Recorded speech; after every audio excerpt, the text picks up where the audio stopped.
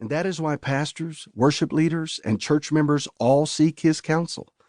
That is why he has a continuous flow of people who want to hear from him, who want to tell their stories and challenges, and who want some practical solutions to the issues so many church leaders and members face in corporate worship every week. Such is the reason Mike is the worship guru. It became apparent to me that Mike was meeting a huge need. He was and is connecting with church leaders, many of whom would have never thought they would seek the counsel of a worship leader. I saw it at Lifeway, where we met and have worked together for 13 years. I saw it on my podcast when the questions and comments would pour in after an episode released. I saw it on Church Answers, our resource where church leaders can ask questions 24/7. So when Mike told me he was writing a book about many of the most important and pressing questions in corporate worship, my response was quick and blunt. It's about time. You have before you one of the greatest resources a church leader could have. You will not see the worship services in your church the same again. You will not worship the same way again. It will be richer, deeper, and so much more understandable. The book is called Worship Essentials. It is cliché and usually hyperbolic to say a book is destined to become a classic, but this book should become a classic. It's just that good. It's just that needed. Get ready to take a journey where you will not return the same. Get ready to grasp, embrace, and celebrate Worship Essentials. Get ready to learn and hear from the worship guru. You won't regret for 1 minute you bought this book and took this journey. Tom S. Rainer, President and CEO of Lifeway Christian Resources. Introduction.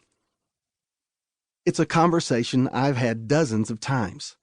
It usually starts something like this. Church pastor, Mike, I've heard your guest appearances on Dr. Tom Rainer's podcast. I really need to talk to someone about our worship ministry and have a few questions. Have you got some time? Me. Happy to talk, Pastor. Tell me about your church. And for the next 30 minutes, this pastor will pour out his heart about the issues and challenges facing his church related to their worship ministry. To be clear, not every pastor is dealing with problems. In fact, some are serving in ministries with amazing opportunities and just want to explore a new strategy related to their corporate gatherings. But in every case, a loving shepherd has called to ask questions about the worship and music experiences of the flock under his care. Many pastors feel completely comfortable discussing the role of music in their church. But sometimes pastors avoid these kinds of conversations, especially if they feel unprepared or unqualified to discuss questions related to music. Usually, I start asking the questions.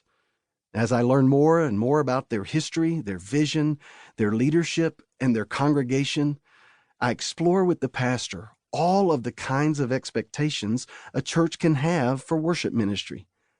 Some are realistic and well thought out. Some are unrealistic and impossible to measure. You might wonder why I would be someone a pastor would call. I certainly don't see myself as an expert on these issues. It may be because I have been a fellow traveler on this journey for the last 35 years. I mostly believe it's because of the growing pressure pastors are feeling with this area of ministry. Churches that are thought of as successful usually have corresponding worship ministries that are seen as effective and impacting. If a particular church is struggling, often the worship seems to be missing something. Pastors feel the urgency of addressing these questions because they understand the urgency of the times in which we live. Many pastors that follow the podcast Rainer on Leadership have heard my dialogue with Dr. Rainer and realized their challenges in worship ministry are common to many others. Those discussions help them find a framework to examine the worship ministry of their church. One pastor told me recently, "It's like you guys have been in my church.